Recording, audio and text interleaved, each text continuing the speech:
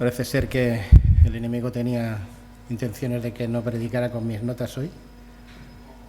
Llevo tiempo queriendo predicar este mensaje y bueno, quizá hablaba Jaume del que no tenemos batalla contra sangre ni carne, estamos en medio de una batalla espiritual y posiblemente todo esto también tenga que ver con esa batalla espiritual. Eso quiere decir que el Señor quiere que estemos atentos a su palabra hoy. ¿Qué sería de mí si tu gracia no me hubiera alcanzado?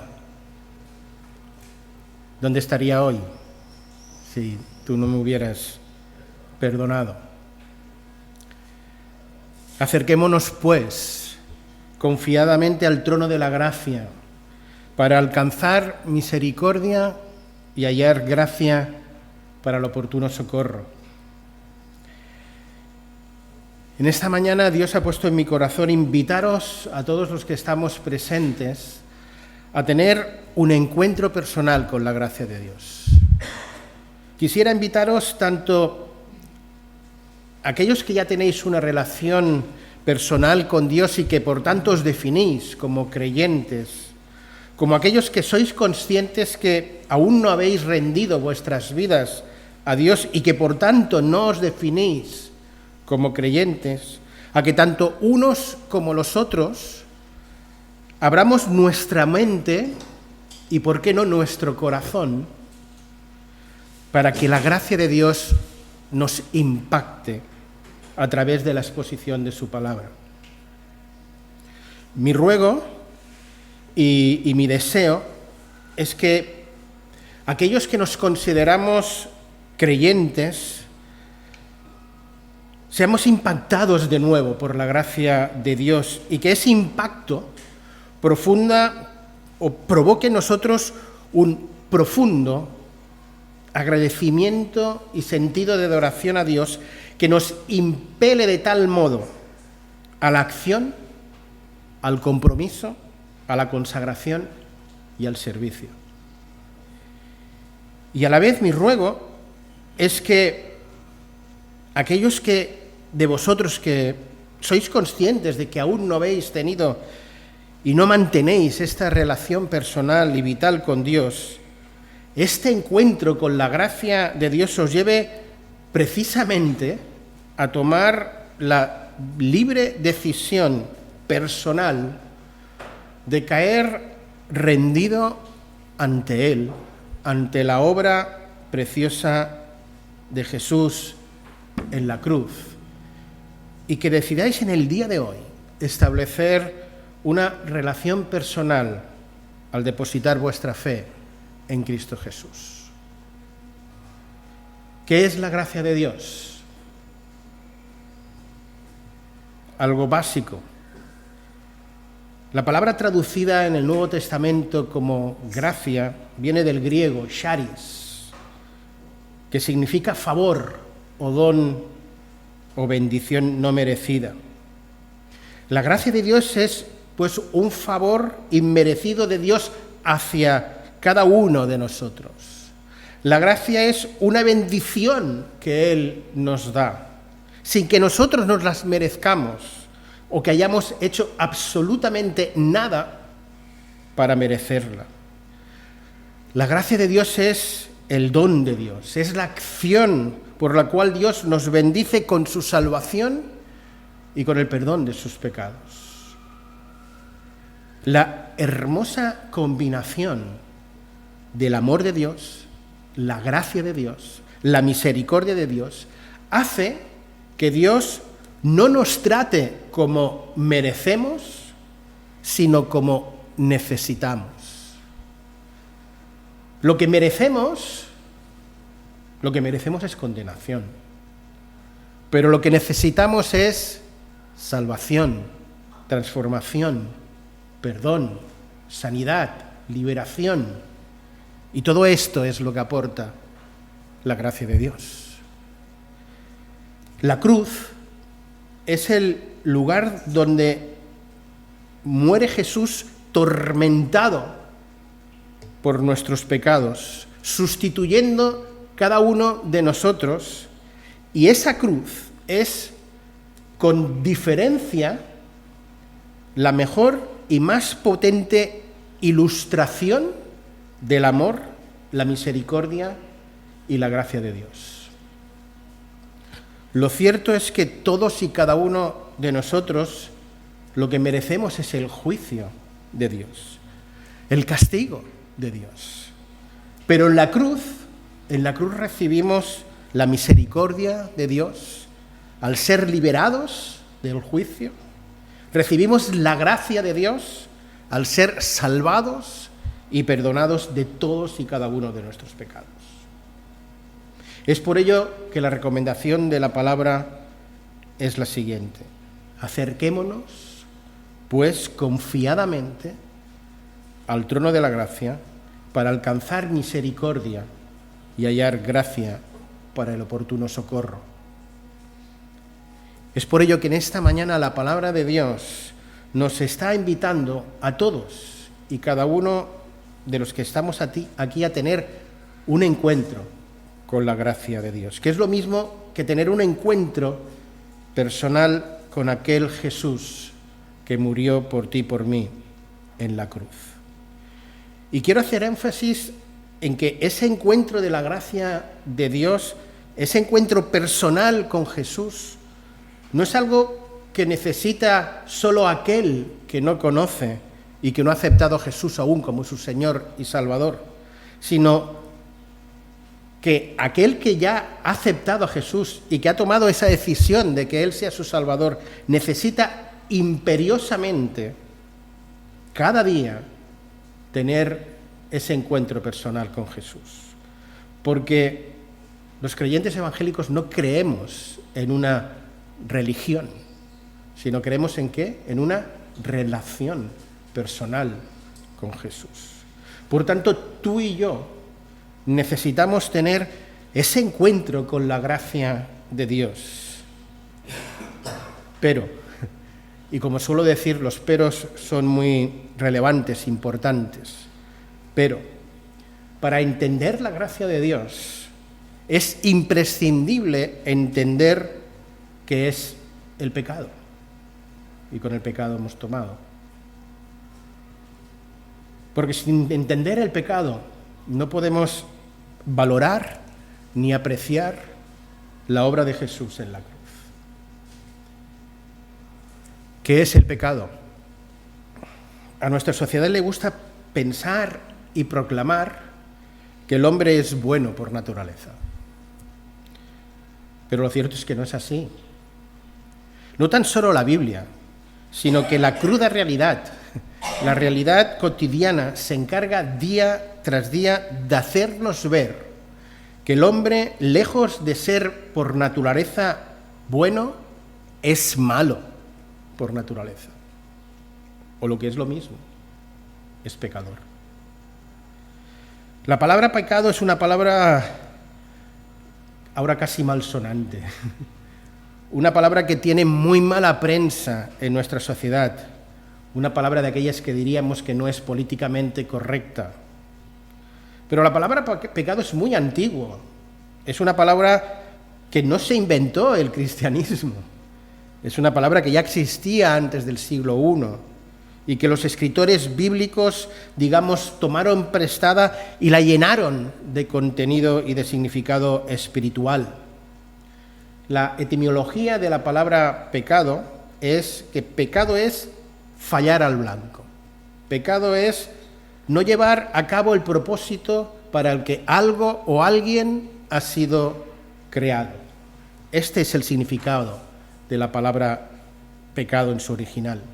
Si lo trasladamos a la esfera espiritual, podemos decir que nosotros pecamos cuando fallamos al blanco. Esto es, cuando no damos en la diana que Dios ha puesto en su ley, dada por Él en su palabra.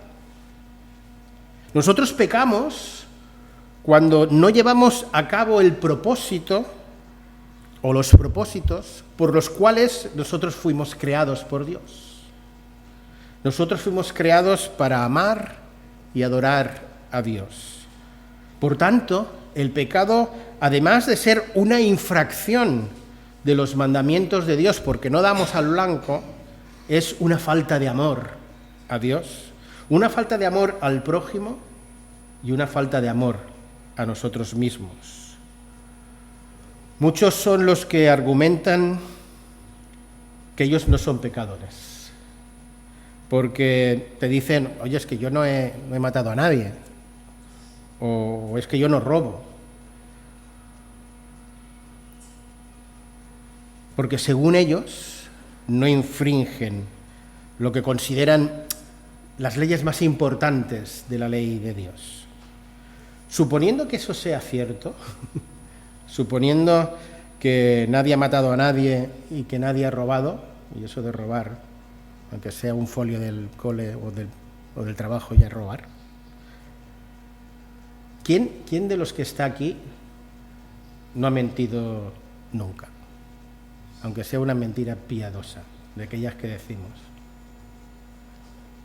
¿O quién no ha sentido odio o rencor en algún momento dado de su vida? El pecado es el mal que mora en nuestro interior, que nos lleva a ser orgullosos, arrogantes, autosuficientes, insensibles muchas veces a las necesidades de los que nos rodean. Eso es pecado. Lo que ocurre con el pecado es que es un concepto que nuestra sociedad ha estigmatizado, ha desprestigiado. Como digo, hoy hasta es malsonante la palabra y es políticamente incorrecta mencionarlo, porque hablar de pecado es que nos hace sentir mal. Hablar de pecado nos hace sentir culpables o responsables de algo. Y por tanto intentamos eliminar esa palabra de nuestro vocabulario para ver si le quitamos gravedad al asunto y lo intentamos tribalizar. Somos tan expertos, tan especialistas en quitarle importancia al pecado, que en medio de nuestra sociedad democrática hemos llegado al punto de democratizar el pecado. Y decimos, si todo el mundo lo hace, no puede ser tan malo. Tanta gente no puede estar equivocada. No puede ser malo aquello que hace la inmensa mayoría de la gente. Democratizando el pecado lo que hacemos es quitarle importancia, hacer del pecado un asunto sin relevancia. Otra cosa que sabemos hacer bien es relativizar el pecado. Ahora sabemos que todo es relativo, que nada es verdad, que nada es mentira, que todo depende ¿de qué? Del color del cristal con que se mira. Relativizamos el pecado y así ya no tiene importancia. Y no solo lo relativizamos, sino que también lo racionalizamos. Lo intentamos justificar, diciendo que nosotros no somos culpables del pecado que podemos cometer, que es consecuencia o de nuestra educación o de nuestro contexto, que somos víctimas inocentes de una mala educación, de un mal ambiente injusto, que si las circunstancias fueran diferentes, todos nosotros también seríamos diferentes. Pero lo cierto es que el pecado forma parte de nuestro ser, forma parte de nuestra naturaleza interior, que tiende hacia el mal y que nos aleja de Dios. Y es por ello que necesitamos tener un encuentro con la gracia de Dios, para que nuestros pecados puedan ser perdonados y nuestra relación con Dios pueda ser restaurada. Quisiera contaros dos historias de dos personas que tuvieron un encuentro con la gracia de Dios después de ser conscientes de su pecado. La primera historia que os quiero contar es la historia del hijo pródigo. La historia del hijo pródigo la encontramos en el capítulo 15 del Evangelio de Lucas, que si queréis podéis abrir por ahí vuestras Biblias. Esta es la historia, la del hijo pródigo, de un padre que tiene dos hijos. El padre de la parábola prefigura la persona de Dios. El hijo pródigo, que es el menor de los dos hermanos, representa a aquella persona que de forma decidida quiere vivir su vida de espaldas a Dios, sin saber nada de Dios. Cuenta la historia que el hijo menor se presenta un día ante su padre para pedirle en vida del padre, esto es, antes de que muera el padre, que le dé la parte de la herencia que le corresponde. Pues se quiere marchar de casa y vivir sin tener que rendir cuentas a nadie y mucho menos a su padre. Hagamos una pequeña reflexión sobre esta insólita y sorprendente petición del hijo. Si hoy, en pleno siglo XXI, esto de pedir la herencia en vida del padre no es algo muy común y no está demasiado bien visto, no os podéis imaginar, no os podéis hacer una idea de la falta de respeto, el agravio y la ofensa que este hijo estaba infligiendo en el padre al hacer tal petición en el siglo I. Podríamos decir que este hijo es que se ha pasado no 7 pueblos, sino todos los pueblos que vosotros queráis. Lo normal, y más en el siglo I, es que ante esta situación el padre, además de enfadarse, le hubiera desheredado, le hubiera echado de casa. Esto es lo que merecía el comportamiento de ese hijo. Es lo que merecía. Pero no. El padre, que prefigura la persona de Dios, muestra su inmenso amor, pone de manifiesto en qué consiste la gracia de Dios, tratando a su hijo menor no como éste merecía, sino como necesitaba. El padre, en vez de darle una gran reprimenda, haciéndole ver lo grave que era lo que estaba pidiendo, la falta de respeto y de consideración que estaba cometiendo, lo que hace es no reprocharle nada y sorprendentemente acceder a la petición, y le da la parte que le correspondía y le deja marchar.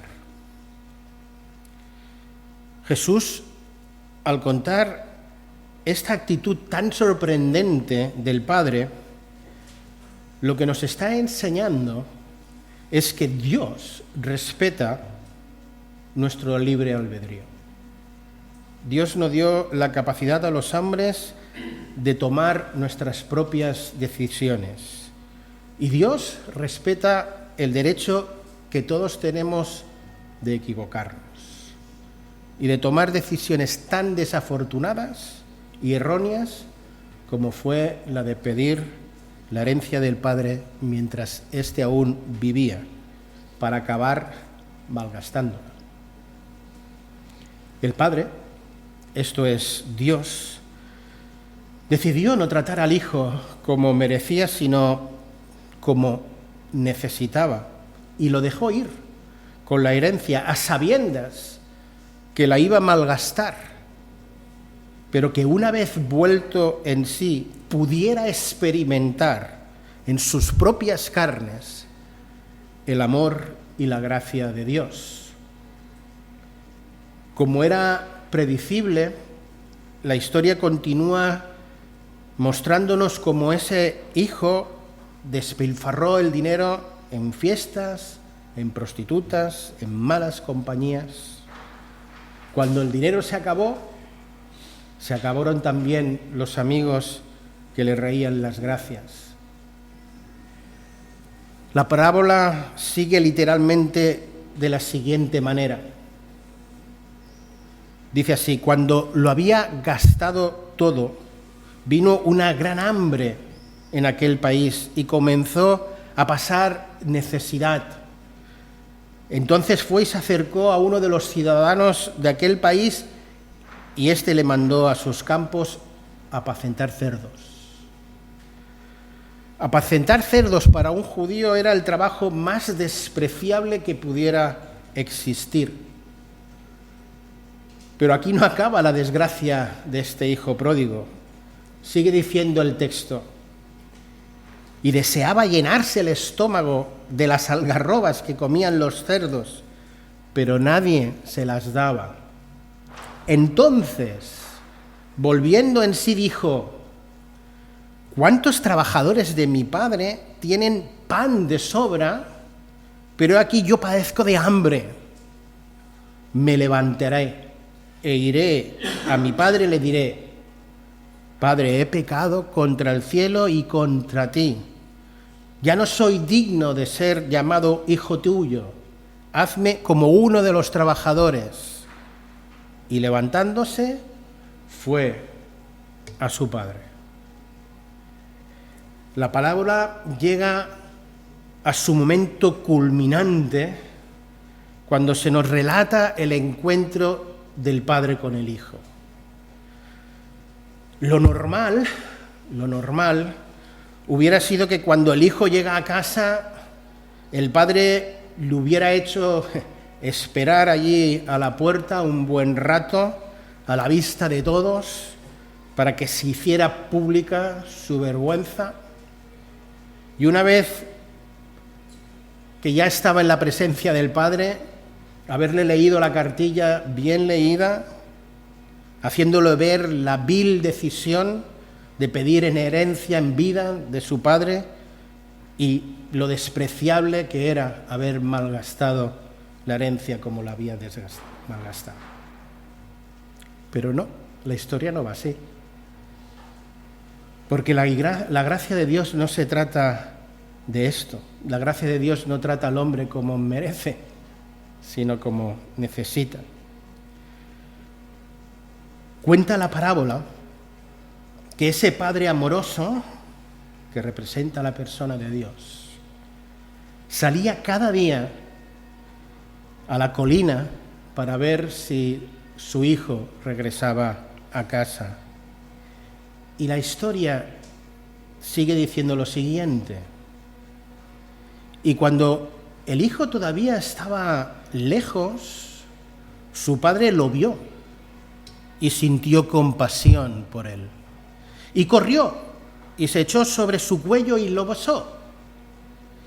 Y el hijo le dijo al padre: Padre, he pecado contra el cielo y contra ti, ya no soy digno de ser llamado hijo tuyo. Pero el padre dijo a sus siervos: pronto, traed la mejor ropa y el mejor vestido, poned un anillo en su mano y sandalias en sus pies, y el becerro engordado matadlo y comamos y regocijémonos, porque este hijo mío estaba muerto y ha vuelto a la vida, estaba perdido y ha sido hallado. Y comenzaron a regocijarse. La gracia de Dios es así de impactante, tanto que nos ofrece esa imagen de ese Padre que prefigura la persona de Dios, corriendo a fundirse en un abrazo con su hijo perdido. En ese abrazo no hay reproche, en ese abrazo solo hay gracia, amor, perdón, reconciliación, porque así es la gracia de Dios.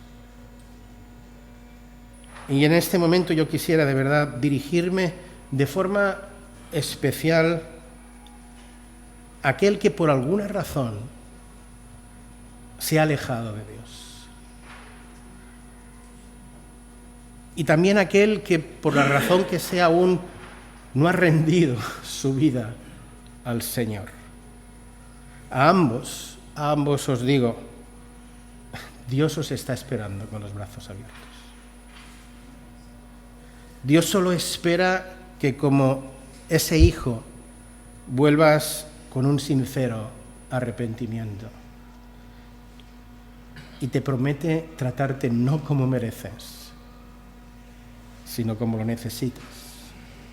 Y te va a dar un fuerte y tierno abrazo, lleno de gracia, de amor, de perdón, de misericordia, porque así es la gracia de Dios. A ti, por la razón que sea, que hace tiempo que te mantienes lejos de Dios, que no tienes una relación fluida con Dios, te digo, vuelve a casa, vuelve al hogar. Dios te está esperando. Existen muchos más relatos en la palabra de Dios donde hombres y mujeres tienen ese encuentro con la gracia de Dios. Quisiera compartir uno más. El encuentro de David, del rey David. David fue un gran rey. David fue un gran hombre de Dios. David fue un gran creyente. Pero también era un pecador como tú y como yo. Y la Biblia, por más relevante y importante que pudiera ser este hombre, no esconde sus miserias, no esconde su pecado. El pecado de adulterio con Betsabé y el de ser partícipe del asesinato de Urías, el marido de Betsabé. David, en el Salmo 32, expresa de forma poética cómo fue ese encuentro con la gracia de Dios. Y en el Salmo 51 expresa los pasos que tuvo que dar para experimentar la gracia de Dios en su vida. Leamos una pequeña porción de cada salmo. Dice el Salmo 32, «Cuán bienaventurado es aquel cuya transgresión es perdonada, cuyo pecado es cubierto. Cuán bienaventurado es el hombre a quien el Señor no culpa de iniquidad y en cuyo espíritu no hay engaño. Mientras callé mi pecado, mi cuerpo se consumió con un gemir durante todo el día, porque de día y de noche tu mano pesaba sobre mí, mi vitabilidad se desvanecía con el calor del verano. Te manifesté mi pecado y no encubrí mi iniquidad». David, en este salmo, de forma poética, nos cuenta esa experiencia personal con la gracia de Dios. Y al hacerlo, no solo nos hace ver la inmensa felicidad que le supuso saberse y sentirse perdonado por Dios, sino que también nos cuenta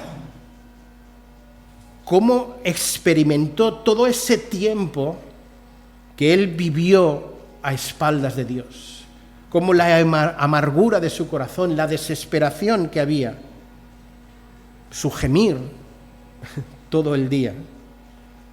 Y todo ese tiempo coincidió en ese periodo de se empeñó a esconder su pecado delante de Dios. Pero como el hijo pródigo en la historia, llega el momento en el que David dice: confesaré mis transgresiones al Señor. Y el resultado no fue otro que la gracia de Dios se hizo real en la vida de David. Y él dice: y tú perdonaste la culpa de mi pecado. Cuán bienaventurado es aquel cuya transgresión es perdonada. Si el Salmo 32 allí David expresa de esa forma poética ese encuentro con la gracia de Dios. En el Salmo 51 lo que hace es darnos y hacernos ver los pasos que tuvo que dar para experimentar la gracia de Dios en su vida. Y estos pasos básicamente son dos. El primero es un arrepentimiento genuino. Los primeros 4 versículos del Salmo 51 dicen así: Ten piedad de mí, oh Dios, conforme a tu misericordia, conforme a lo inmenso de tu compasión, de tu gracia. Borra mis transgresiones, lávame por completo de mi maldad y límpiame de mi pecado, porque yo reconozco mis transgresiones y mi pecado está siempre delante de ti. Contra ti solo he pecado y he hecho lo malo delante de tus ojos, de manera que eres justo cuando hablas y sin reproche cuando juzgas. Para poder experimentar la gracia de Dios, primero hay que tener una sincera y profunda conciencia de pecado. Ten misericordia de mí. David es consciente de que no merece absolutamente nada. David expresa su genuino y sincero arrepentimiento y dice: yo reconozco mis transgresiones y mi pecado está delante de mí. Contra ti he pecado. El corazón de Dios se enternece ante el arrepentimiento y la confesión de pecados. Y ante este reconocimiento emerge a raudales la gracia de Dios. Porque el Evangelio es la buena noticia de que Dios salva a pecadores. Dios salva a aquel que tiene conciencia de su pecado. Si el primer paso para experimentar la gracia de Dios es un arrepentimiento genuino, el segundo es una petición urgente de ser transformado. Los versículos del 6 al 9 dice así David: purifícame con hisopo y seré limpio, lávame y seré más blanco que la nieve.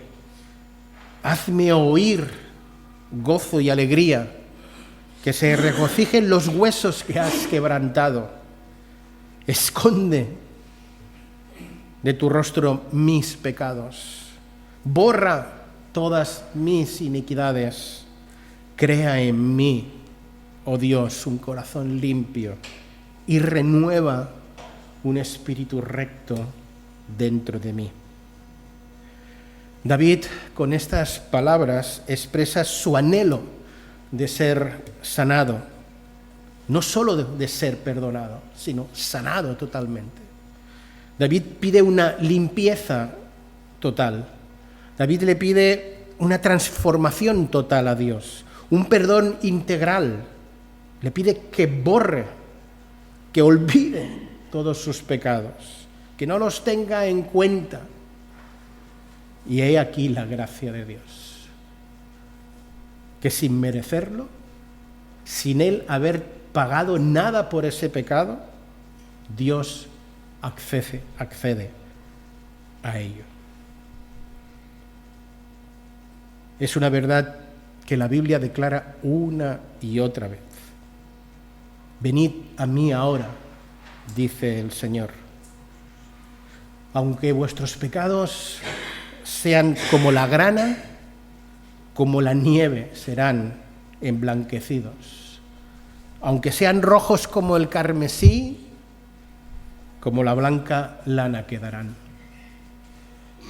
Yo soy el que borra tus transgresiones por amor a mí mismo y no recordaré tus pecados.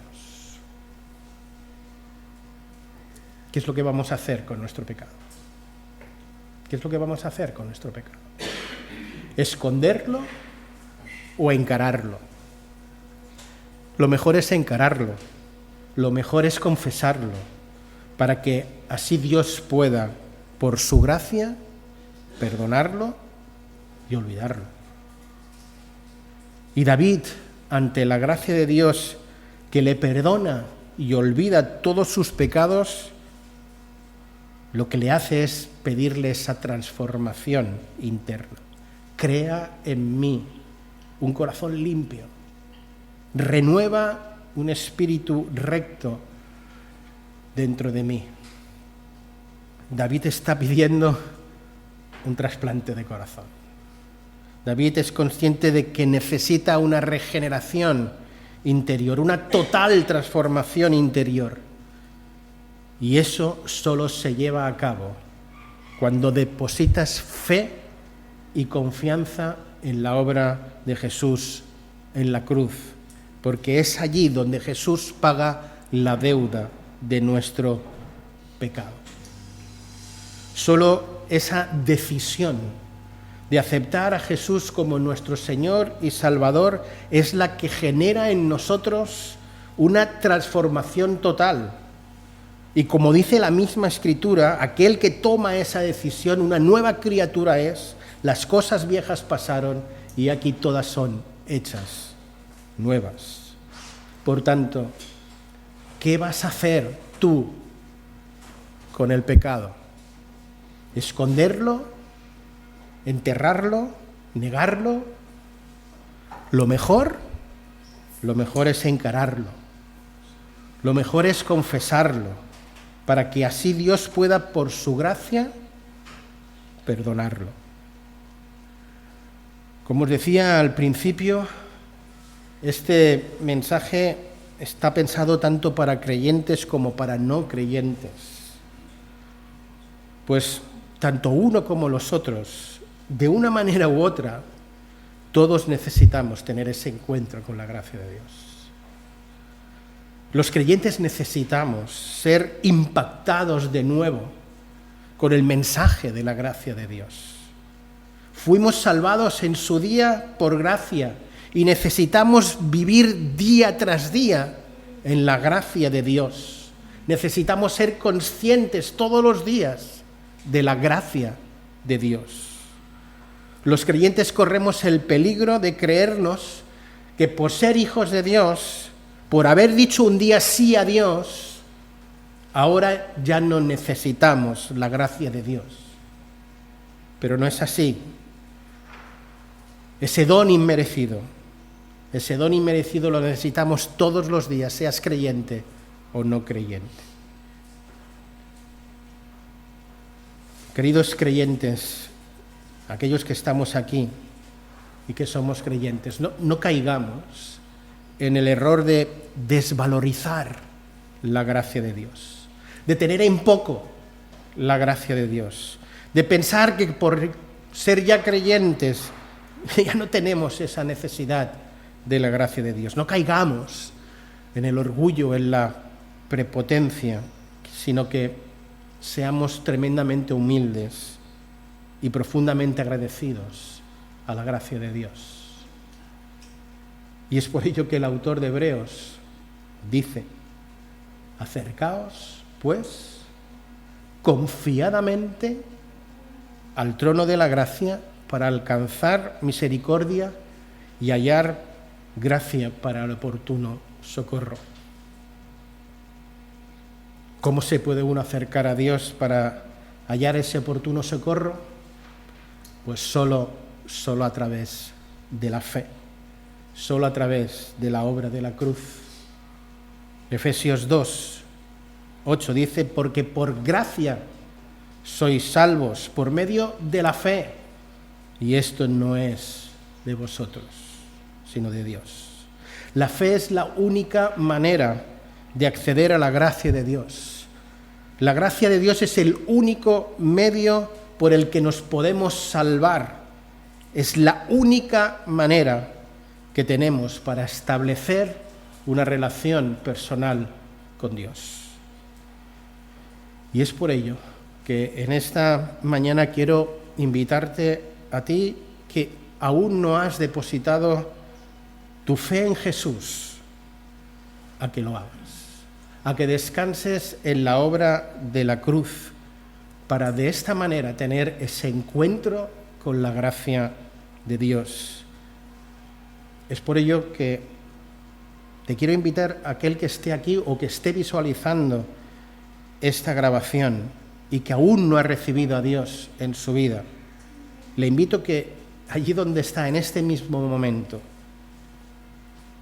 en una actitud de ser consciente de que está delante de Dios, le diga que se reconoce como pecador, que le pides perdón y que le aceptas como tu Señor y como tu Salvador.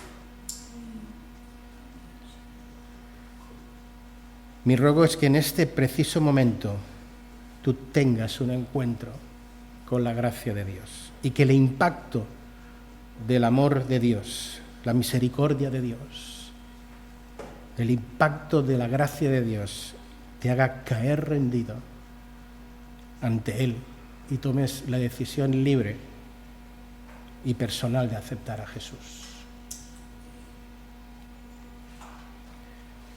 Y a los que ya somos creyentes, también quisiera invitaros a tener ese encuentro con la gracia de Dios.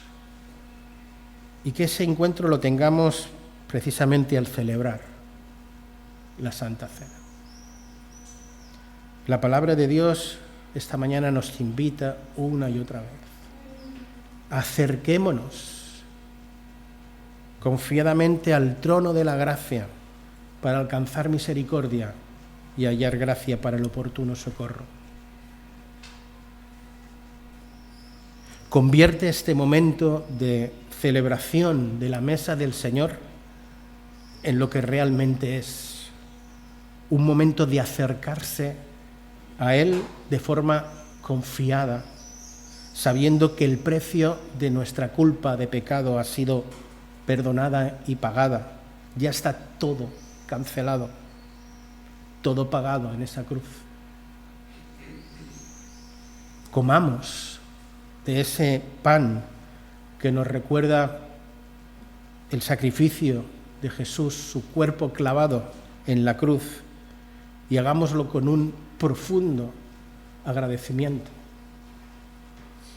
Bebamos de esa copa que nos recuerda su sangre vertida en la cruz para limpiar nuestros pecados, tomando la decisión consciente de renovar nuestro compromiso, de vivir vidas consagradas, de vivir vidas comprometidas en el servicio para Él.